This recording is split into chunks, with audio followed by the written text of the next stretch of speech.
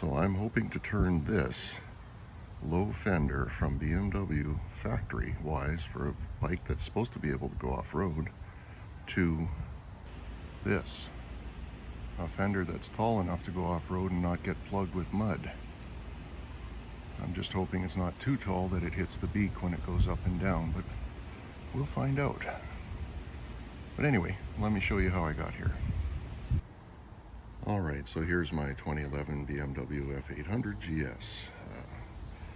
What I'm attempting to do is fix the fender problem that BMW has inexplicably decided should stay with even the most current 850GS 2021 vintage, and that is leave very little room between the tire and the fender.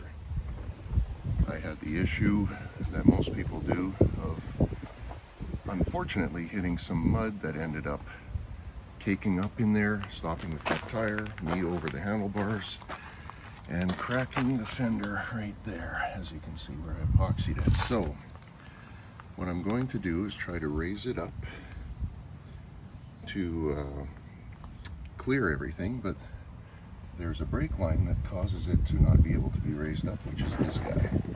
Look how low that is to the fender. So that's the offending brake line. So what I've done is I've purchased a new one, and I'm going to install that. And as soon as I install that, I will know how high I can put the fender. Of course, the fender mounts right there. The screws are out right now, but this is where it mounts. And I'm going to extend this upward, much like the Touratech system used to do.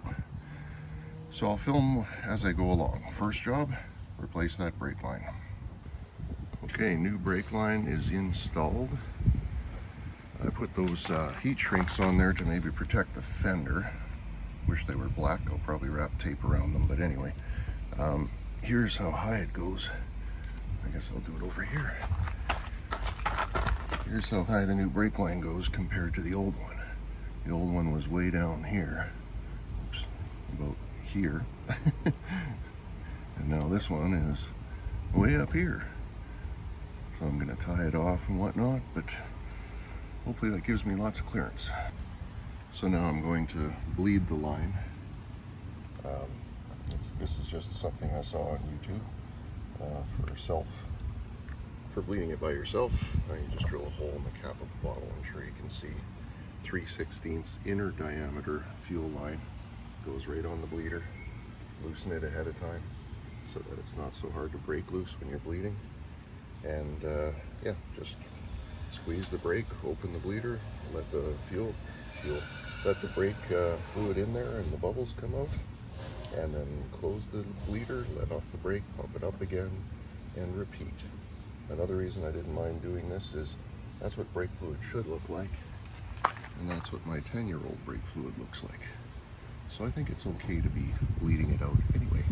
Bleeding it out, that sounded worse than it meant it to be.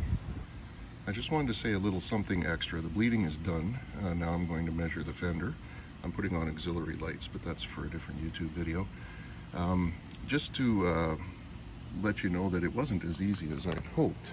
Number one is the cap on the BMWs. I've just got it on loosely here. Make sure you always have a cloth under where there's brake fluid. Has two tabs on it on either side that you have to squeeze while you're turning the cap, so you need two hands. And these are the two tabs. I didn't know that. Luckily I didn't break them. I looked at another video and found out that that was the reason that I was having such a hard time with this ratcheting cap. I tried pushing down on it, I tried everything. But anyway, that was a small problem. The bigger problem is that it's going to use a lot more fluid than you think one line being replaced should, one brake line being replaced should. And that's because the fluid that you're replacing is the whole system, because you've introduced air bubbles to it, and the whole system, I don't know if you can see down there where my finger's pointing, is longer than you think. This goes back to the ABS system, and that has to all be drained too.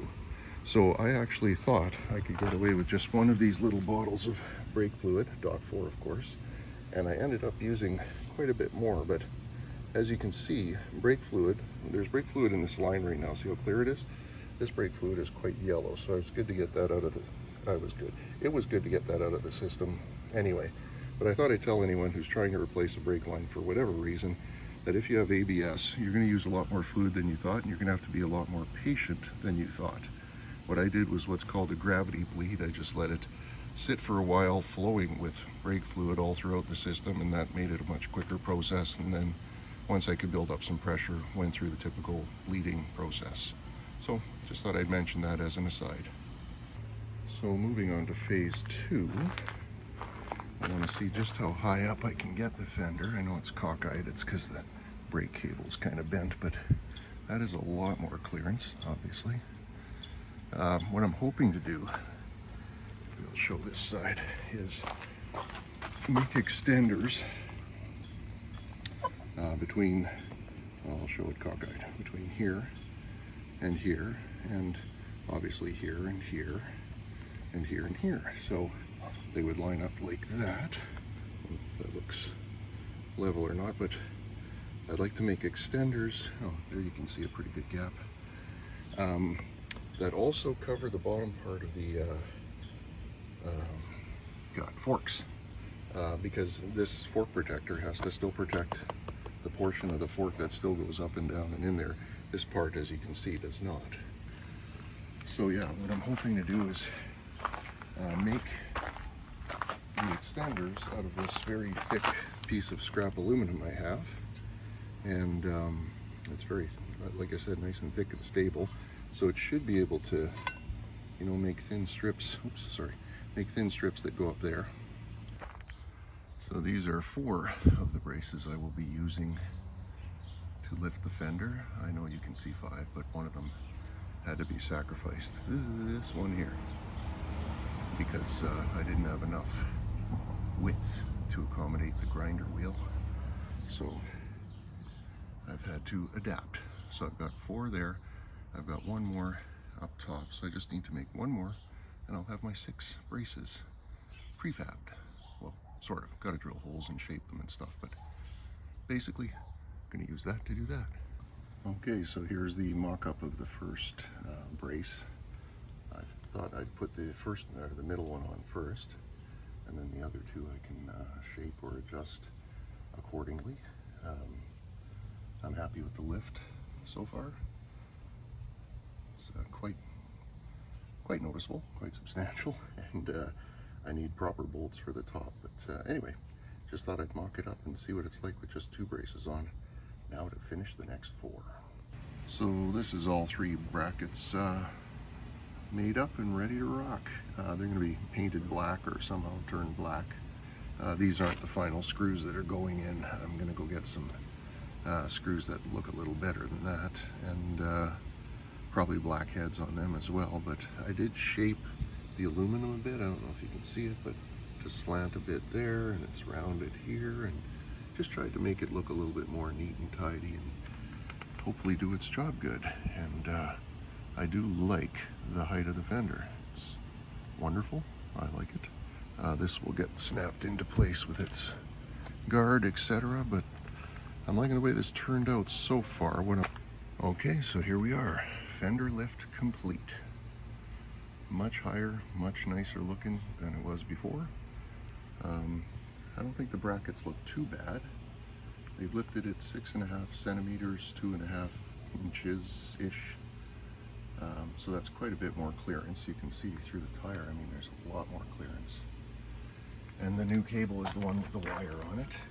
I took off the heat shrink because it turned out wouldn't need it, but I couldn't find out until I actually did it. But anyway, I think it looks pretty darn good. I'm very pleased with it. And what I'm going to do is take it for a ride over some bumpy stuff, see if the fender, like, it doesn't move right now at all, sort of thing. That's pretty stiff. I've done the compression on the forks to see if it interferes with anything going up and down. It does not, so that's good, and the ABS is not affected, so that's good. One worry I do have is the amount of travel that the fender can have underneath the bill. You know, it might come up and hit there, which would be a real bummer. I'm not a crazy maniac jumping in the air and stuff, but the suspension on these things is so soft that that could be a problem, but I thought that 2.5 inches, 6.5 centimeters was probably going to be about the limit. I guess I'll find out.